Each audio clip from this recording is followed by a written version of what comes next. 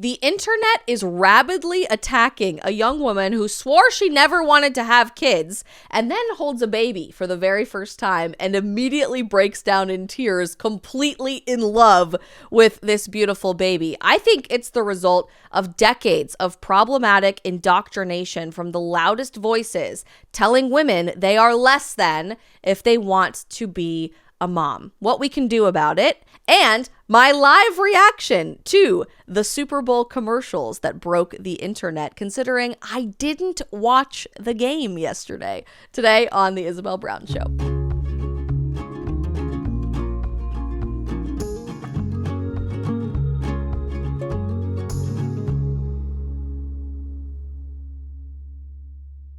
Happy Monday, happy Valentine's week. I'm so excited. And our last week before Lent. It feels like a very exciting weekend coming up. We love to see it, don't we, Libby? Yes, we do. Last weekend was the Super Bowl, as most of you probably watched.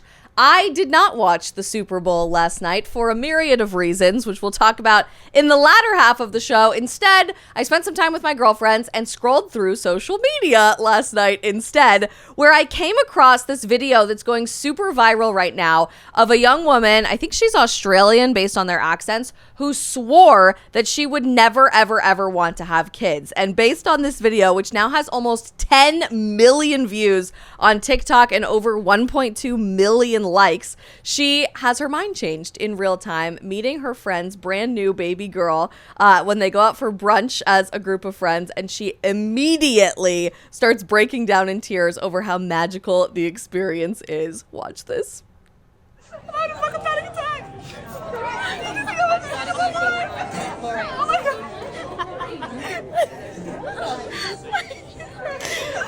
I can't even wipe my eyes. I'm gonna get my tears on the baby. Right. Okay, you look beautiful. I can't look down. Send us to Josh. Look at her. What's her neck? She's so Yeah, cute. why so Oh awkward? my God, I need to have a kid. I need to have it. Oh my God. Oh, she's smiling. Baby, I don't know. I want to take my top off and have skin-to-skin contact. I want to take my top off and have skin-to-skin contact as she's crying and all of the tears are falling on this baby. This video is getting some really mixed reviews, though, which is fascinating to me because this is a good thing. This is an amazing thing. This isn't a bad thing. And yet people have found a way to be upset about all of this. On this note, by the way, I am on a mission, this is my tangent, to, in 2026, bring back baby fever to society, because I have a hypothesis that the reason young women everywhere are gaslighting themselves into thinking, I don't want to have kids, and they're listening to the loudest voices in society, is because no one sees babies out and about in society. This bothers me a lot. Here in Washington, D.C., I bring my baby pretty much everywhere, every time we have a news hit, every time I have a meeting, every time I have something going on at the White House. I try to bring my baby, and 9 times out of 10, I think I do succeed in being able to bring her. And everywhere we go, police officers, hostesses at restaurants, everyone stops and looks at my baby in her stroller and says, oh my gosh, what a beautiful baby. And I genuinely believe it's because no one sees babies on airplanes, in restaurants, in office buildings, on public transportation. We have convinced people babies are not crucial to the cornerstone of society. So that allows us to convince ourselves, yeah, I don't really want one of those things. That seems like a lot of work. That seems like something I don't really want to have to deal with or put up with. And then we meet brand new babies and we have a chance to hold them. And immediately every fiber of our being is like, I'm taking my shirt off and I want to do skin to skin contact with this baby right now. Baby fever took over this young woman in the most beautiful way possible. And honestly, it is indicative of our biology because that is something that we should strive for. Of course, there will always be people who do not have the privilege of having children. And I think that's okay to acknowledge, but we shouldn't be normalizing that the baseline foundation for society are lonely, childless adults. The norm for society should be yearning for and actually engaging in the process of bringing new life into the world. But not everyone agrees with me. And a lot of people saw this video as a massive walking red flag instead of a heartwarming, beautiful exchange between a young woman and a beautiful baby girl. Woso commented, and this comment has almost 150,000 likes on TikTok. Just another example of our bodies betraying our good common sense. Laugh cry emoji. Almost as if your body instinctually knows exactly what it wants when you are a woman in your 20s. Like that maybe is how we were designed to function. Stevie, black heart emoji with a lovely little profile picture there, says, "This is why I'm getting spayed." Ew! Since when did we start calling it that as human beings? First of all, I spayed my dog. But why do we ever call sterilization of ourselves and voluntary castration, which is what they're talking about, getting spayed? Ugh, that gave me the ick so bad.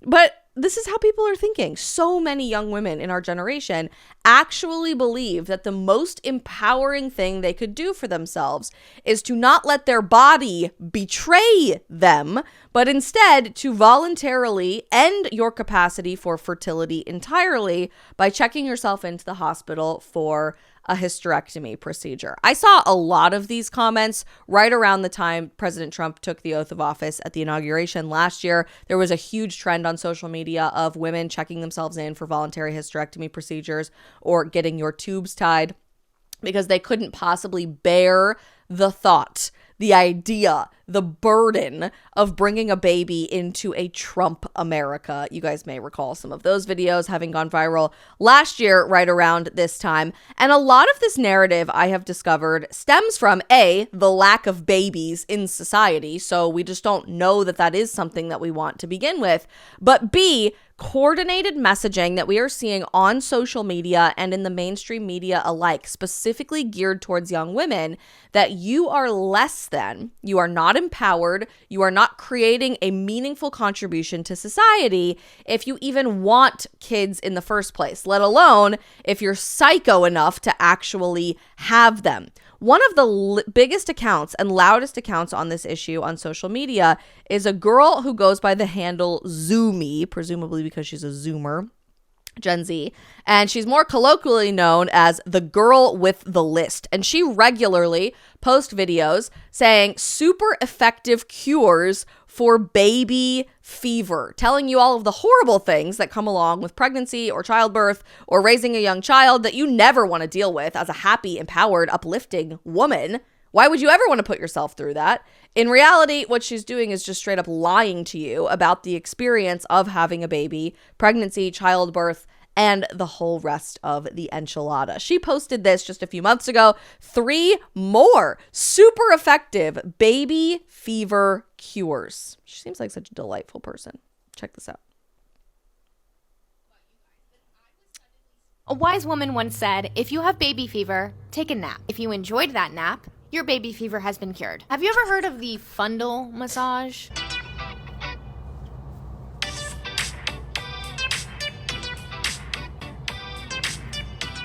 Now, that was a doll, but that could be you. According to some people on this app who have experience with these kinds of things, that was more painful than the actual act of giving birth. That's enough for me. I don't know about you guys, but if I was suddenly spending an extra $10,000 to $20,000 a year, that would be very significant for me. That's the average cost of childcare in America. If you have a baby, suddenly you have 2 choices. You can either get a job and spend $10,000 to $20,000 of whatever you're making at that job on childcare costs so that somebody can watch your kid while you're working. Or you can be a stay-at-home mom and not have to pay for childcare, but also then you don't have a job. And although we seem to agree that childcare is worth about 10 to 20 grand a year, moms are certainly not making that. Nobody is paying you 10 to 20 grand if you're a mom. Just doing all of that childcare for free, that's not adding up for me. The math is not mathing. And just for good measure, let's talk again about sleeping. I want you to ask any parent in your life when the last time they had a good night's sleep was. I want you to ask them how much they would pay for an uninterrupted nap. There's really nothing in this world that compares to a good long nap.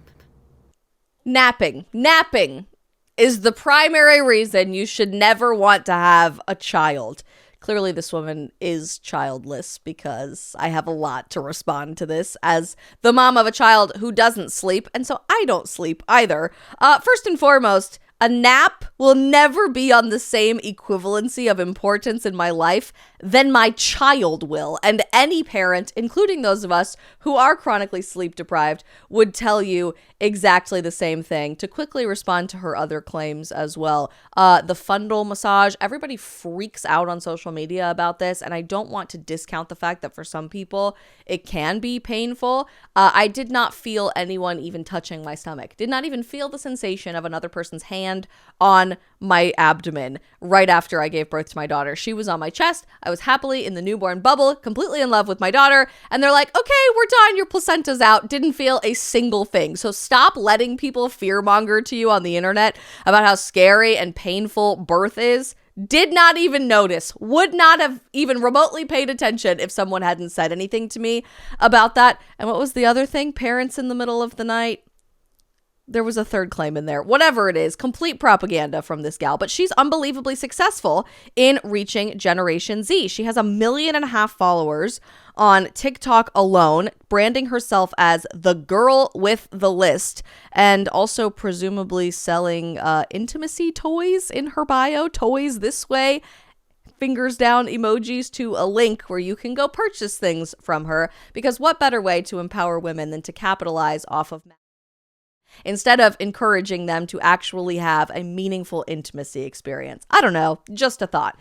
And yet, if you read the comments of the hundreds of thousands of people watching videos just like this one, it is shocking how effective she is in reaching young women with outright propaganda and lies.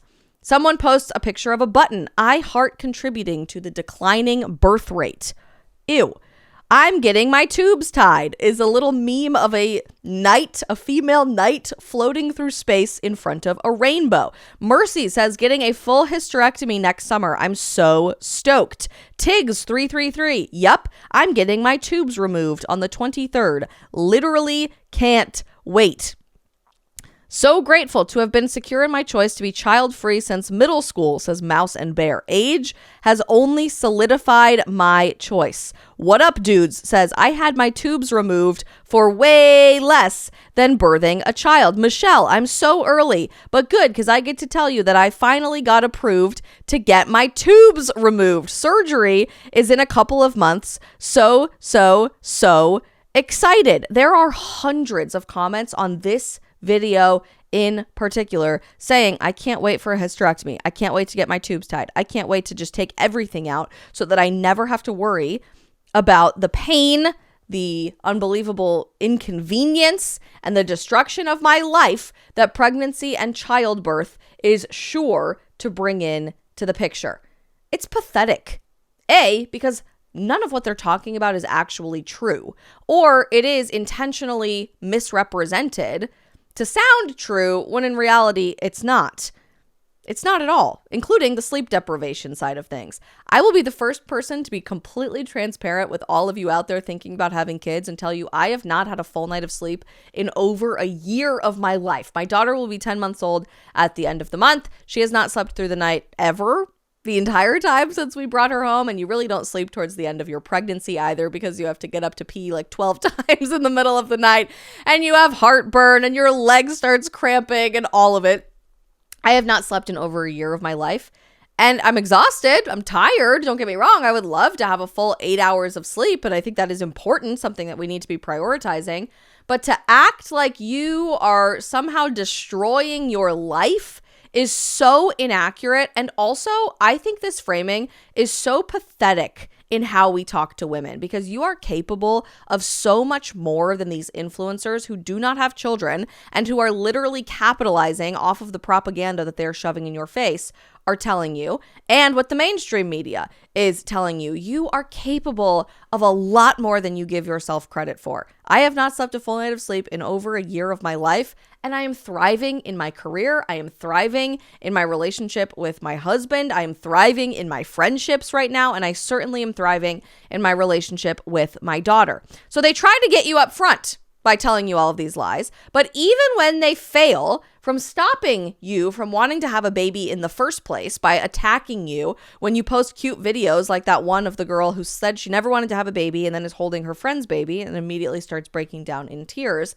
They know they can't get you then. So then they want, through the media and through social media alike, to distort the image of the family and what you're capable of as a woman once you have kids.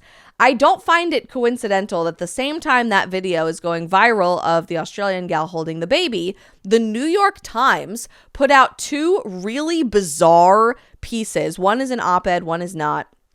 Published in their newspaper about parenting. And both are spectacularly terrible takes, if you ask me. Not to ruffle a whole lot of feathers on this first one that I'm referencing, but this lady screams, I just want to be miserable, and everything that's my problem is automatically society's problem as well. Listen to this headline published February 1st. The secret to marriage equality is formula. As in milk formula, baby formula.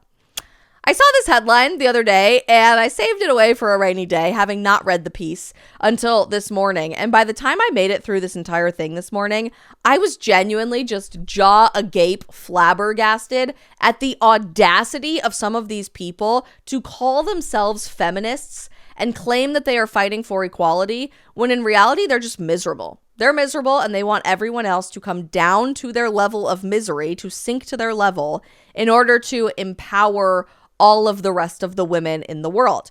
She writes in this op-ed piece about the back and forth frustrations of breastfeeding her first child and how she felt like she and her husband had a lopsided dynamic, as she says, actually an infuriatingly lopsided dynamic with their first baby because she decided to breastfeed her baby. Interesting. She says this about the whole experience, also attacking the press conference that we spoke at the other day with Secretary Kennedy and Secretary Duffy. I am not quoted in this piece, heartbreakingly, but she does quote Secretary Kennedy as like truly evil for saying this, called breast milk the infant formula that God made. She continues this piece at the very end by comparing formula and breastfeeding to talk about equal parenting and equalizing the contributions that mom and dad make to the baby raising experience. Years before I became a mother, she writes, Dom, her husband, and I agreed that of course he would be just as involved in parenting as I would. But then we had Dory, her daughter, presumably. I breastfed for 8 months, not because I particularly enjoyed it, but because it seemed to be the default. I did all the bedtimes, all the night feeds. The bottle we did use mostly contained breast milk, the result of many hours of being sucked by a breast pump. The bonding effect with Dory was real, but it also meant my ability to understand the contours of her needs deepened as Dom became more and more sidelined. The resulting resentment nearly broke us up as a couple. The unfair burden and sleep deprivation nearly broke me. When Pearl, their next baby, came along, we vowed to do things differently. We've become much more liberal with our use of formula, and the result has been the parenting dynamic I have always dreamed of. It's not only taken the pressure off of me, but also given Dom the ability to bond with and learn his baby right away. He did overnight feeds that provided me with long stretches of sleep. We traded tips on soothing methods. Formula gave Dom autonomy to feed as he saw fit, to experiment and fail and try again without worrying about wasting liquid gold of breast milk. Many parents discover the equalizing magic of formula or combo feeding on their own. They experiment with only using formula at night, or perhaps see how one formula bottle a day can provide much needed relief to a nursing mother. But parents are left to conduct this trial and error alone without much counsel or transparency. I go down a couple paragraphs here, and then she ends the piece with this. Lots of parenting decisions involve trade-offs. It is time to explicitly tell parents-to-be, before they are in the trenches, that the two worthwhile enterprises of exclusive breastfeeding and equal parenting are a zero-sum game, and that it can be utterly life-changing to choose the latter. In other words, it is impossible to have equal rights in your marriage, to have equal exhaustion in your marriage, to have equal contributions in your marriage as each respective parent if you are breastfeeding your baby.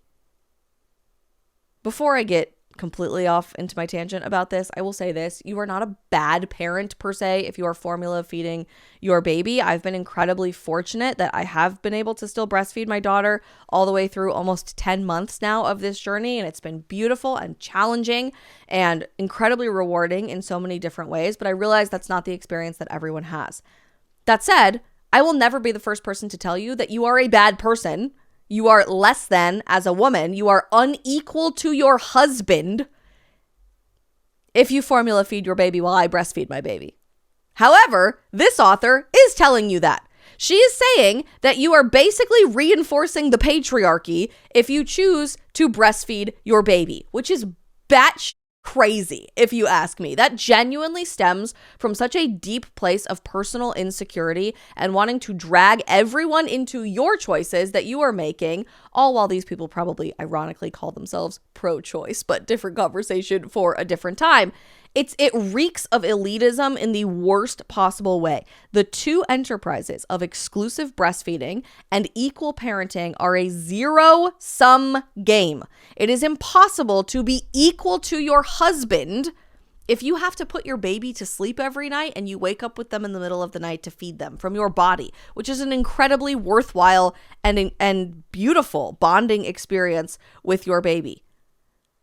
A lot to respond to there. My husband got up with me every single time I fed the baby for the first 3-4 months of her life. So we both were a little sleep deprived, but we had a great system worked out where I would feed my daughter Isla and then I would immediately hand her to my husband. He would burp her, change her, get her back to sleep so I could immediately go back to sleep. And that worked really, really well for us.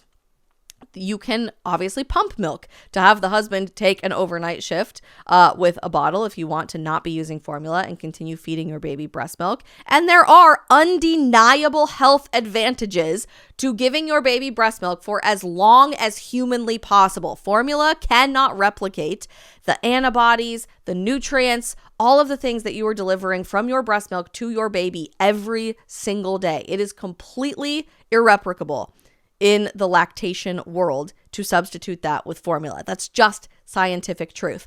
But honestly, even if that weren't true, I'm just sick and tired of these angry, miserable, liberal women insisting that you are less than your man for whatever reason under the sun.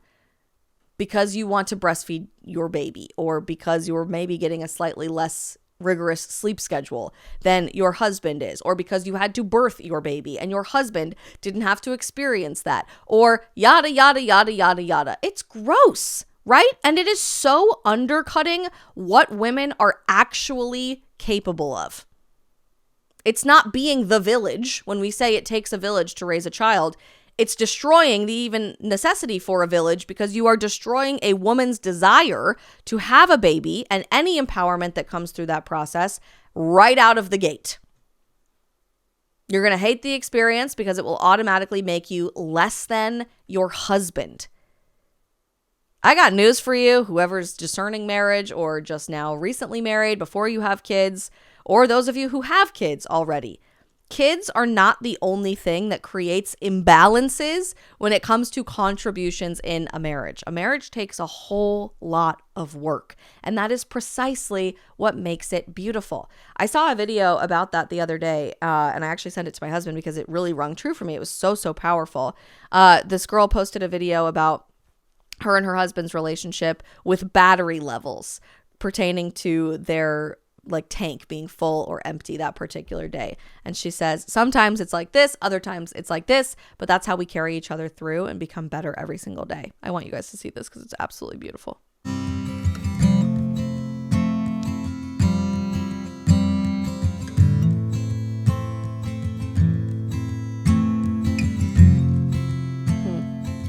Some days I carry you, some days you carry me, but we are always on the same team. Sometimes we're both at 100%. Sometimes we're both at 10%. Sometimes one of us is at 100 and one of us is at 10. But marriage is not meant to be a 50-50 equalized game, the way that this author in the New York Times is trying to tell you, for equity parenting or equality parenting or equal parenting, whatever she wants to call it. Marriage and parenting is never intended to be 50-50. And newsflash, it never, ever, ever will be. It always has to be 100-100, or it just won't work. And sometimes your 100% looks like 10%, and the other's 100% looks like 1,000%. But that's how you grow in humility, in service, in maturity, in powerful ways that no other relationship will ever give you the opportunity to.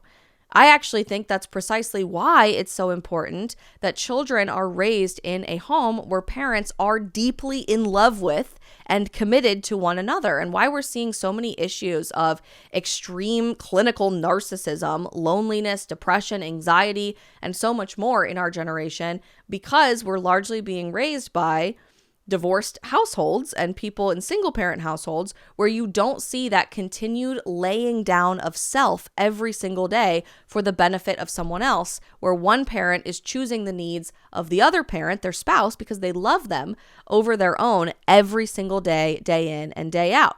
So the media will try to stop you from wanting to have a baby. Then once you want to have a baby, they'll try to stop you from wanting to have a joyful experience in having a baby. And when that's not working and you are having a joyful experience and you do see a revival of the family, which is exactly what we're starting to witness in our society today, then they'll just attack the institution of the family outright entirely. Also published in the New York Times this last week is this piece, not opinion, by the way, just out there as news. In search of a platonic co-parent. Platforms that match partners in procreation are experiencing a post-pandemic uptick. They write in this piece that there are mass groups of people in our country seeking a co-parent, someone to have a baby with and children with, that doesn't need to be their romantic partner. Interest in platonic co-parenting is growing, they write in this piece, with specialty apps experiencing substantial growth over the last few years. Modamily, the app someone that they interview is using, connects people to look to start a family through dating, sperm donation, or platonic co-parenting. In 2020, the app reported having 30,000 users registered to the platform. By 2025, that number was 100,000. By the end of 2023, the year Let's Be Parents, a different app, debuted, it reported having 1,200 active monthly users. Now it has 10,000 monthly active users. Co-Parents, a different app, reported having 150,000 registered users, up from 85,000 in 2020. One person that they interviewed said this: what she learned about co-parenting from people in her circle made the idea resonate with her. I really feel like it let me separate two huge decisions. Who do I want to date and who do I want to parent with?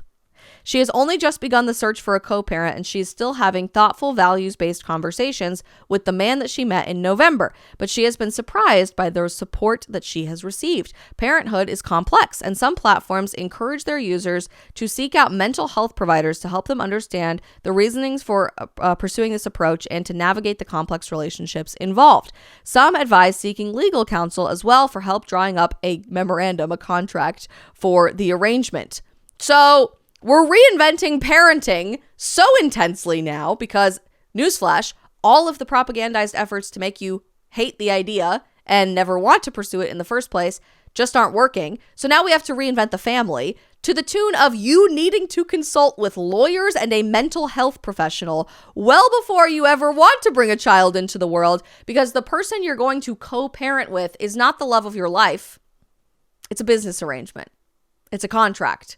It's someone who looks really good on paper, but you're not remotely invested in emotionally whatsoever. I read this to my husband the other day, and he sat there jaw agape, just completely stunned, listening to this story that the New York Times published just a few days ago, because I can't tell you how many times we have had experiences in the last 10 months with our daughter that you are so overstimulated. The baby is screaming, the dog is barking, the dishes have piled up in the sink, everything is insane in your house all at once, the TV is too loud from what the other person is watching, and you're just like, ah! But then we've looked at each other, and we've looked at each other completely in love, and we just immediately start laughing. Because this is exactly what together, in love, we have prayed for over and over and over again for the last 5 years since we started dating in 2021. This is the answered prayer to everything we've ever wanted out of our life. And whether it's our dog or our baby or our beautiful home or our careers, everything we have accomplished together in the last few years is a growth out of the love that we have for each other that is rooted in the love that we have for God.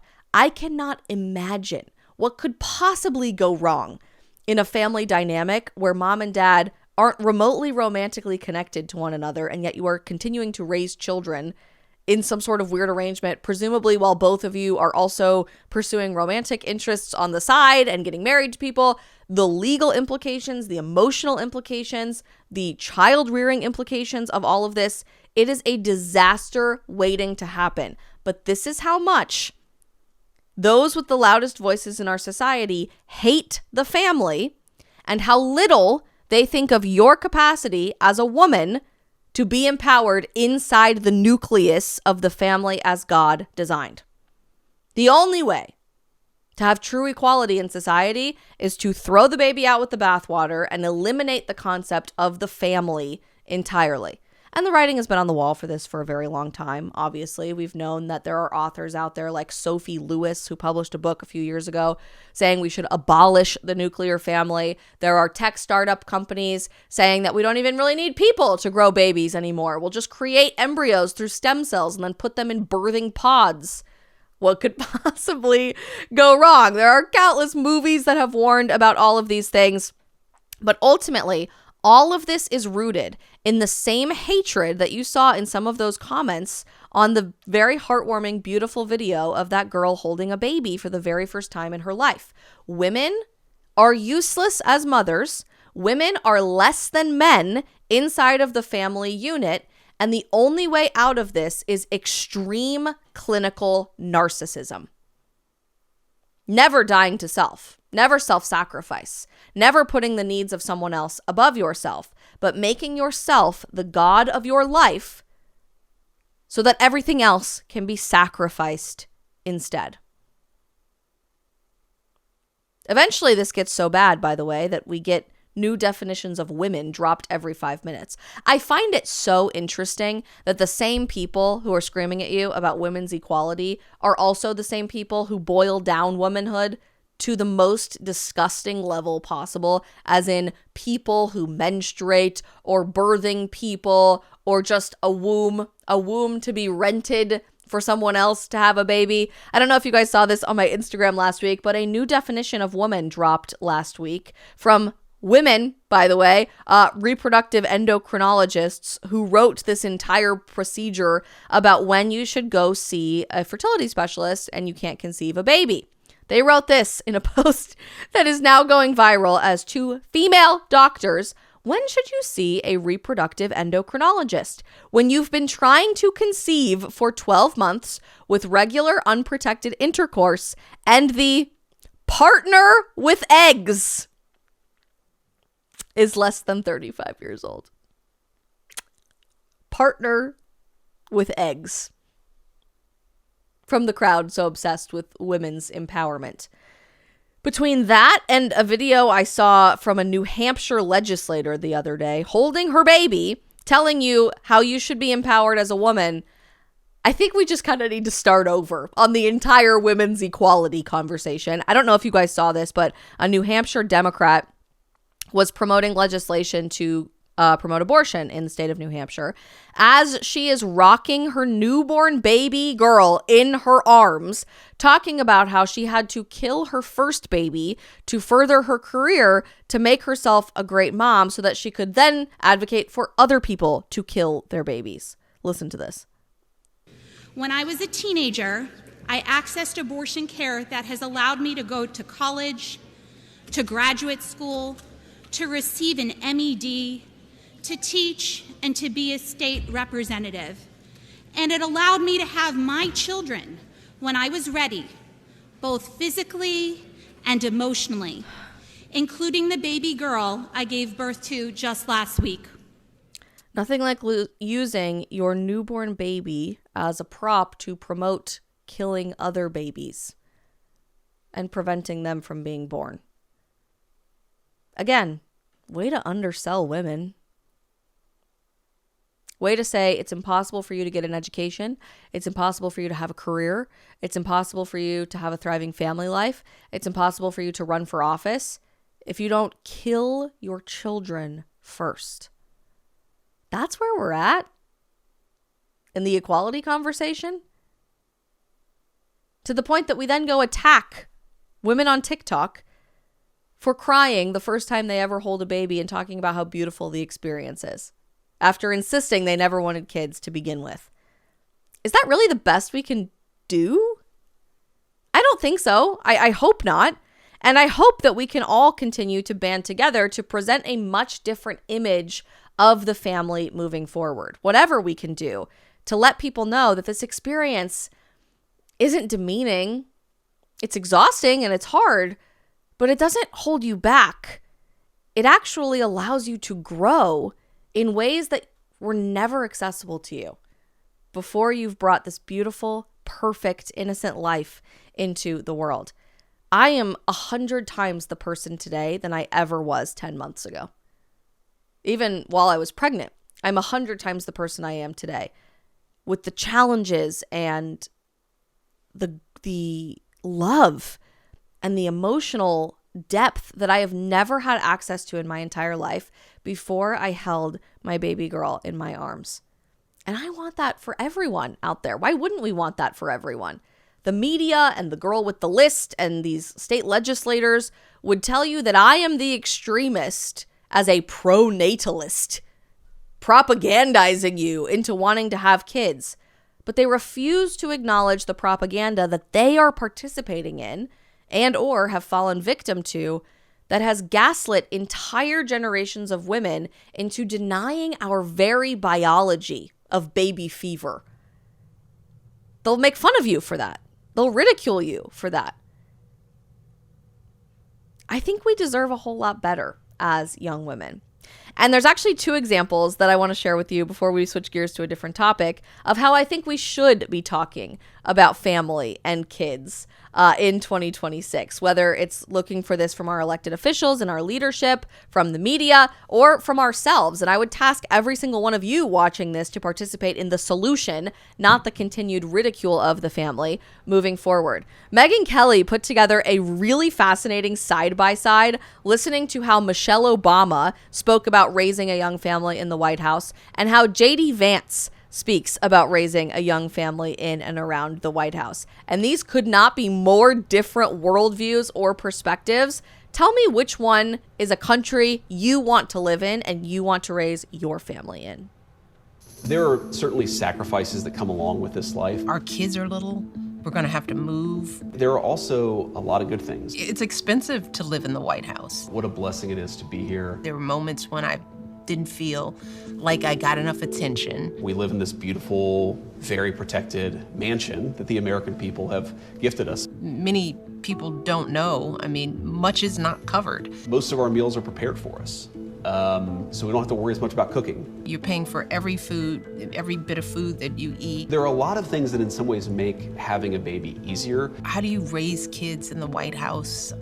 It's dangerous. You don't have to worry about TSA lines when you're the vice president. Air Force 2 makes transportation pretty easy. We had to pay for their travel to be on the plane. My attitude towards kids, They're a hassle. what the hell have we gotten ourselves into? No more kids. They mess you up. Then we had a second, then we had a third, and now both of us are just like, what's one more? Whatever. Michelle Obama, raising kids is a hassle and they mess you up. Versus JD Vance, what's one more, baby? We love this.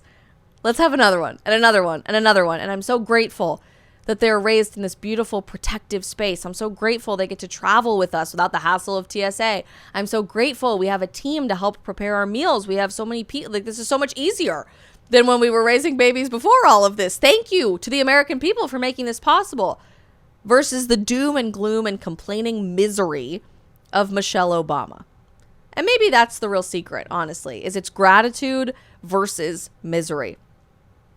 I posted something to that extent on my Instagram last week that resonated with a lot of people. And I honestly just posted it because I needed the reminder myself, which more often than not is what I use my own Instagram for. I posted this little swipe through and I said, someday I won't be so exhausted. Someday I'll wake up rested after 8 hours of sleep. Someday the house won't be such a mess. Someday I won't share my body with somebody else 24/7. Someday I won't get overstimulated when the dog barks. It's hard to imagine she's a barker right now and she's just sleeping on my lap. This dog barks like you've never heard before. Someday I will finish my coffee without reheating it 5 times. But someday I won't feel her tiny hands reaching to make sure I'm still there at 3 a.m. I won't feel her head on my shoulder as she drifts to sleep. I won't make silly faces across the dinner table anymore. I won't start and end every day with her smile. I won't hear the sound of her laugh bouncing off the walls. My hands may be full, but thank you, God, that they are not empty. Being your mom is the best thing I'll ever do, sweet baby girl. Gratitude is everything.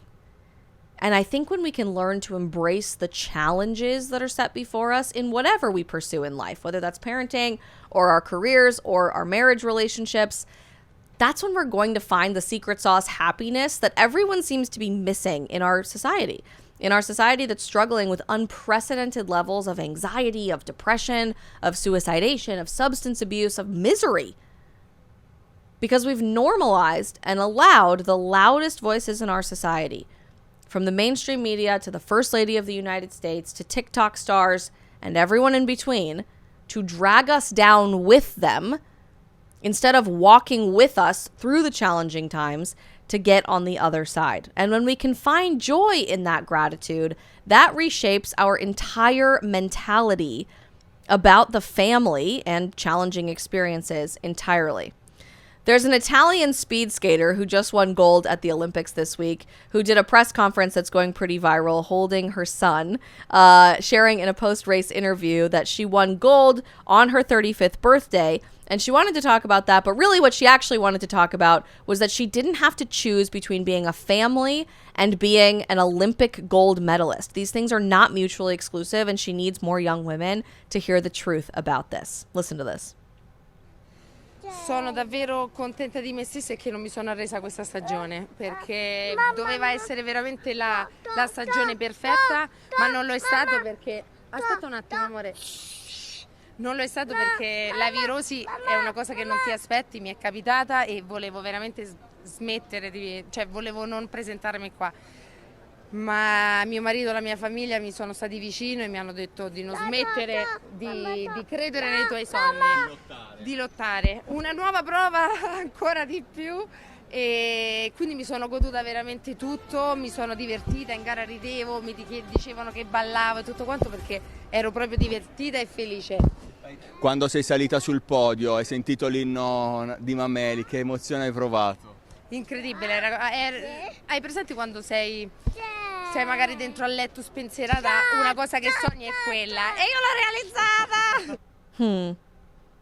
Absolutely amazing. I love that. She said, the message I want to show is that I didn't choose between being a family, being a mom, and being a speed skater. I stopped competing right after my medals, a silver and a bronze in Beijing. I was really on top of the world. I was brave, and so I'm feeling really proud of myself for coming back. Wow. Gratitude is everything. And I am so, so grateful. There are voices like hers, like JD Vance, like Riley Gaines and Brett Cooper and Allie Beth Stuckey and so many others, and Charlie Kirk, who have brought the beauty of the family back to our culture again. Now we have a lot of work to do in 2026 because, as is obvious, we are operating against a media and government machine that has been wildly effective in erasing the family from our culture altogether for the last several generations.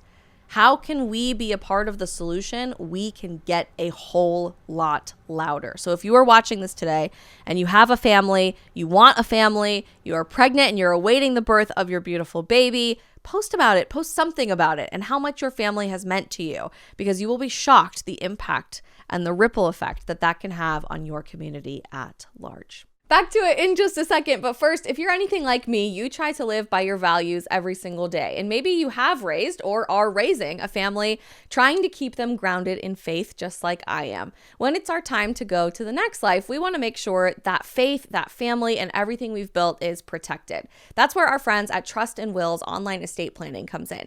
Trust and Will makes it so easy to safeguard your children's future with a stronger, smarter estate plan. If something unexpected were to happen to me, I don't want to leave my family family with a burden and a million things to do. I want to leave them with love, space, and time to grieve. Trust and Will gives you and your loved ones much needed peace of mind. Your legacy is noble. Your actions in life and death should reflect it as such. Trust and Will keeps families connected through generational planning. My husband and I literally just a few days ago had a conversation about this, saying, oh my gosh, now that we have a kid, I'm pretty sure we actually need to get our crap together and finally put together a will, set up a long-term trust for our daughter, and make sure that everything is safeguarded that way. These are things that you never ever think about, especially in your 20s or right when you've had your first baby. You think, I'm going to wait forever to have to even think about anything like this, because it is hard to wrap your head around. But I think if the last year has taught us anything can happen any day of our lives, and we can never take tomorrow for granted. So making sure that we have the tools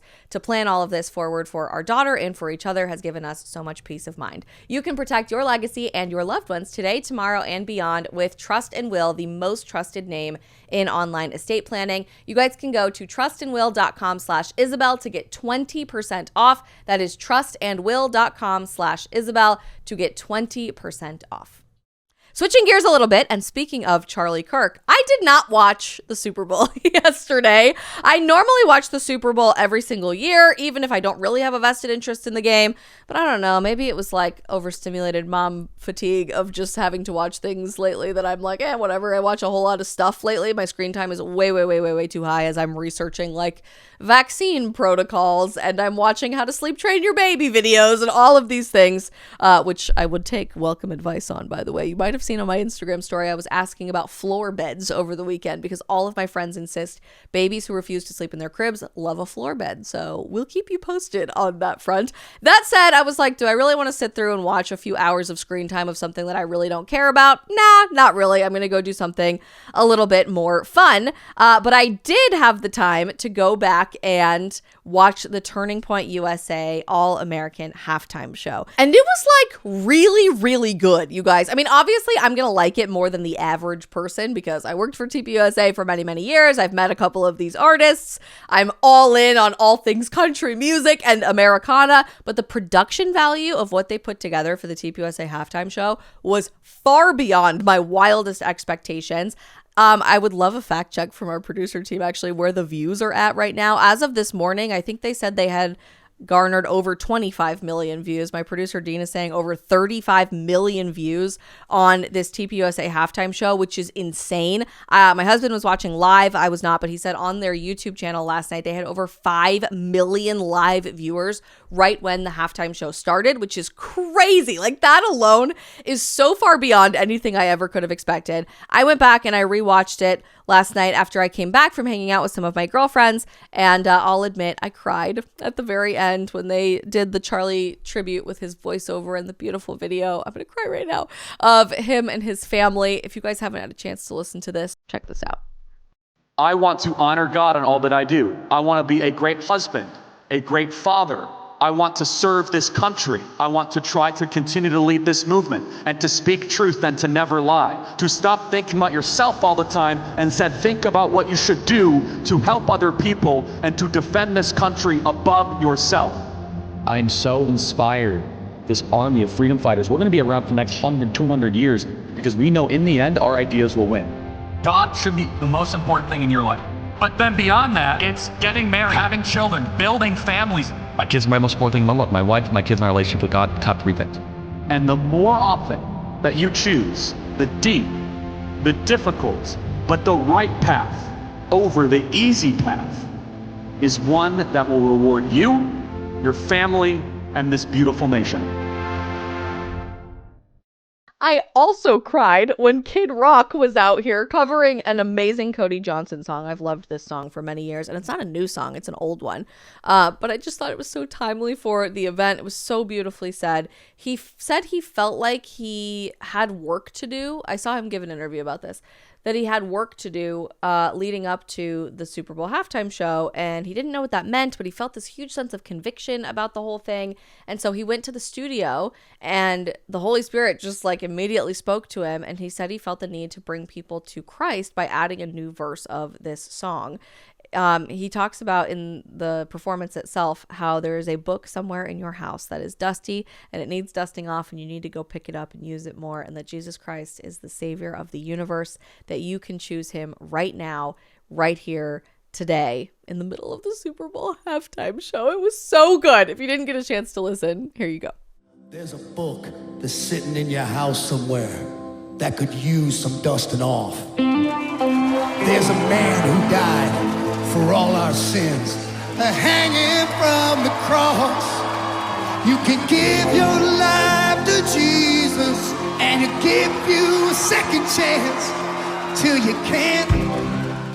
So good. Like, beyond wildest expectations. Congratulations to TPUSA on an amazing halftime show. Maybe a little bit of a hot take. I didn't watch the entire Bad Bunny halftime show, but I will say it was better than I expected. And maybe it's because I was expecting it to be so bad, like beyond crap on America the entire time. It wasn't great, don't get me wrong, but it could have been a lot worse. And apparently someone got married at the actual Super Bowl halftime show, which is an odd thing to do, I suppose. But hey, I will always promote a beautiful marriage between a beautiful man and a beautiful woman in front of America right now when we need a whole lot more strong marriages. I'll take it. There was even, I hear, a God Bless America thrown in there, which is wildly unexpected based on the lead up hype. So maybe we're doing okay. Maybe the culture war is in a really, really good place. As I mentioned, I didn't watch the game last night. I honestly stopped caring about the Super Bowl a few weeks ago when my Denver Broncos, who are the Broncos this year, not the Donkeys, because we are shockingly good out of nowhere. Thank you, Bo Nix. They got beat a few weeks ago, so honestly, I just haven't really cared. I had zero vested interest in the halftime show or the game. I didn't watch the game at all this year. I left my husband at home with the baby, and I went down the street to my beautiful friend Callie's house for a sit-down Galentine's Day dinner last night instead. So I also haven't seen any of the commercials for the Super Bowl yet, and my team decided to pull a few that they thought I might find interesting, for better or for worse, that we can blind react to and watch together to end the show today. First things first, there was an ice commercial at the Super Bowl, apparently. Let's check it out. They're friends and neighbors, sons, fathers. They're little league coaches and veterans. They're people who love this country. These are immigration and customs enforcement officers. They are removing violent criminals from our streets and neighborhoods. It's dangerous and difficult work. But ICE has one mission: to make America a safer place to live, and that's what they're doing. This is law enforcement. This is ICE. That was so good, you guys. Who made this? The American Sovereign something? American Sovereignty? It's hidden behind our timestamp. Oh, guys, that was really good. Why am I tearing up at that? Wow. We needed a little bit more of that, as everyone has been vilifying law enforcement all over our country. Well done. 12 out of 10. No notes. Great commercial about ICE. And there also was apparently a Trump accounts commercial, which we love. You guys may remember I was there for the launch of Trump accounts just a few days ago. MAGA Voice tweeted, "Breaking President Trump's Trump account ad for the Super Bowl is so freaking powerful. A must-watch, absolute chills." Are you ready, Libby? Are you going to watch too? Dear America, if I start investing when I'm 16? 9, 7. It could change my future. All our future. I want to be a nurse. Go to college. Be a businesswoman. I can save for a house with a trampoline. 2 trampolines. This year, every American child gets an investment account. And millions will be pre-funded. That's free money. We can all expand the American dream. Sign me up. That was so cute. It's not really free money. We did pay for it once upon a time in our hefty tax bills, which I would love to not have to pay. Just putting that out there. IRS, if you're listening to this, just if we could just have the political win of even introducing the idea of abolishing the federal income tax, I would die happy. All right, that's all I'm saying. That is a really cute commercial. I love that. I can't imagine being against this. There haven't been a lot of media personalities against the Trump accounts. They're more just angry that he introduced it more than the average person. I think it's great. All right, next up, we've got a sticky note Super Bowl commercial. Is this like for Post-its or something else? Sticky notes. I have to be surprised. All right, here goes nothing. Bro, look at. Did you see that? Should we tell him? So bad. Oh my gosh. That's not funny. Stop. Do not listen to that. Thank you, man. I know how it feels.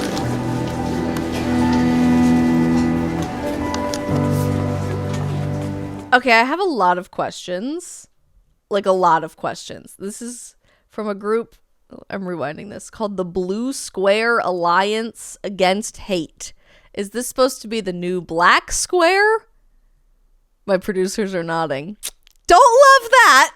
Don't love that. It is a heartwarming commercial, and having been a victim of bullying, I don't even like to use the word victim, having been brutally bullied in high school, I can tell you that experience was terrible, but also everyone that I know who was brutally bullied in high school, myself included, had a lot of character coming out of high school and had the ability to have extreme resilience against people saying really horrible things about you. It's probably how I can have this career right now, because you guys should read my comments and my DMs, especially about my family, which is disgusting and gross. We know the ultimate way that that manifests. We saw that with Charlie last September.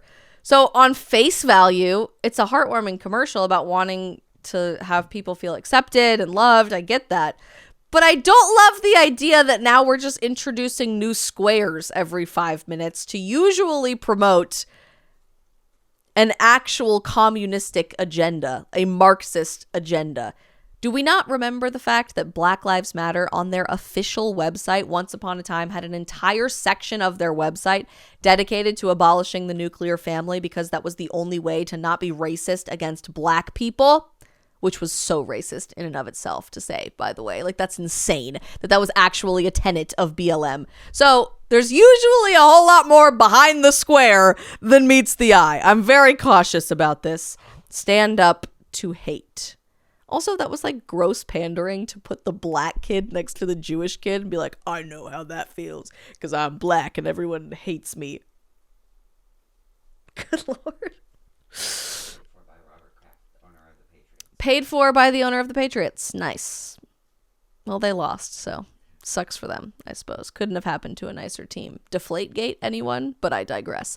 All right, we've got Budweiser apparently trying to make a comeback after the Dylan Mulvaney Bud Light scandal. I will say, as a Coloradan, and beer is very big to Colorado culture, the Budweiser commercials are always among my favorite for the Super Bowl. There's usually adorable puppies. The Budweiser Clydesdales are so iconic, just so good. So I am curious if they're going back in the direction of classic Americana, Clydesdale, Budweiser, Golden Retriever puppy vision, or they're leaning further into the Dylan Mulvaney side of the world.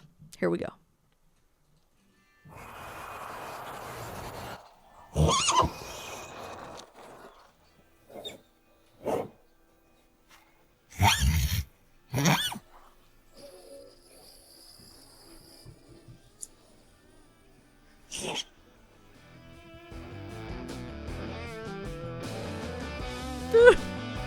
Is he protecting the bird?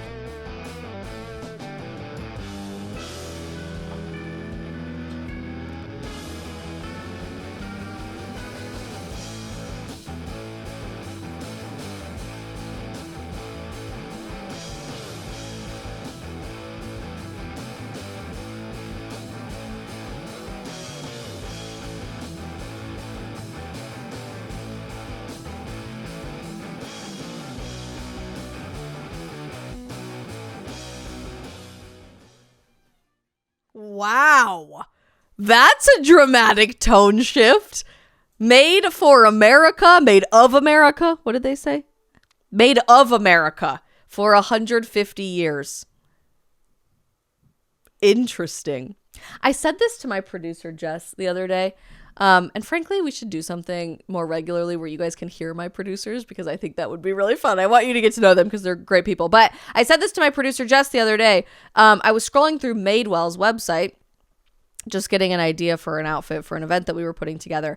And I remarked that without it being overtly flag motif, everything on Madewell's website right now is Americana, is red, white, and blue. Every single shirt is red, white, and blue striped.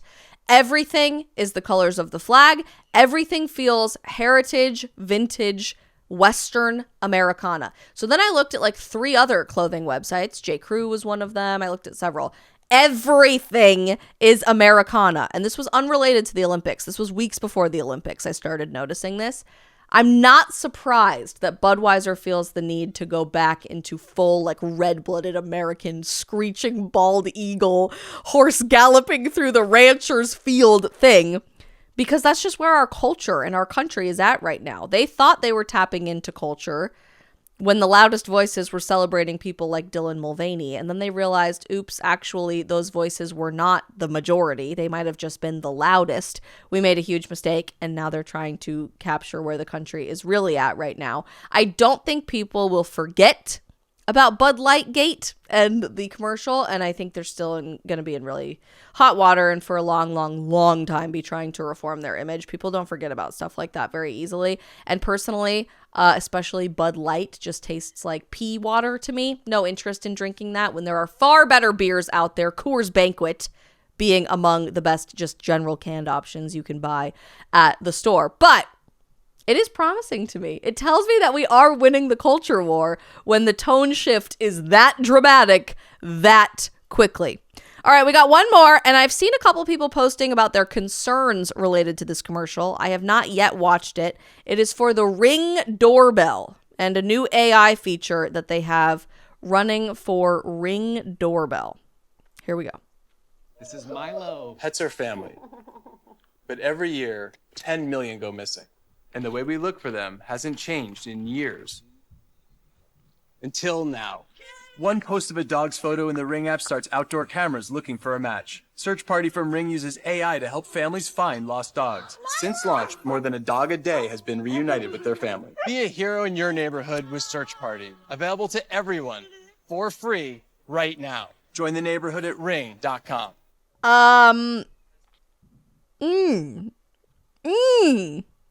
This might be controversial. I don't like it. It's cute.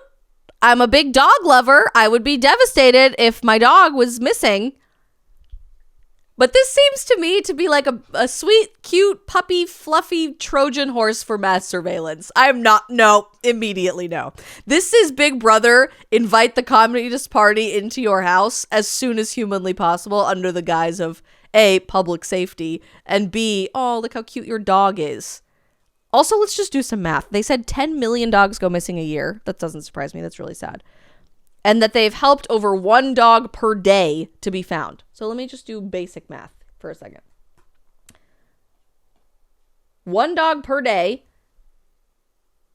Even if, let's average a little bit more. 1.5 dogs per day. That's 550 dogs a year. Out of 10 million dogs that go missing a year, that's like literally the smallest possible fraction of a singular percentage point success rate humanly possible. So is this really about dogs? I don't know.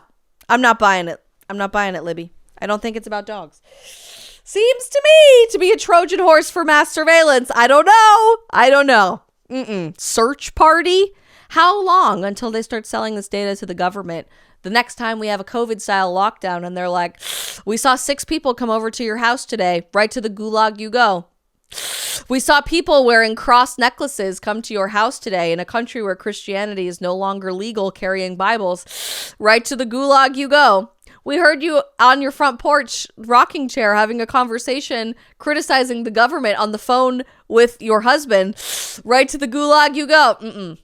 Don't like that. Don't like that one bit. I do like puppy commercials, but we're not about mass surveillance around here. Let me know what your guys' favorite and least favorite Super Bowl commercials were yesterday, because I do love the commercials at the Super Bowl. Call it the red-blooded conservative American in me. Go capitalism. It really pops off every single year at the Super Bowl. Send me your favorites so I have a chance to watch those, and we will be back tomorrow with more of The Isabel Brown Show. See you guys then.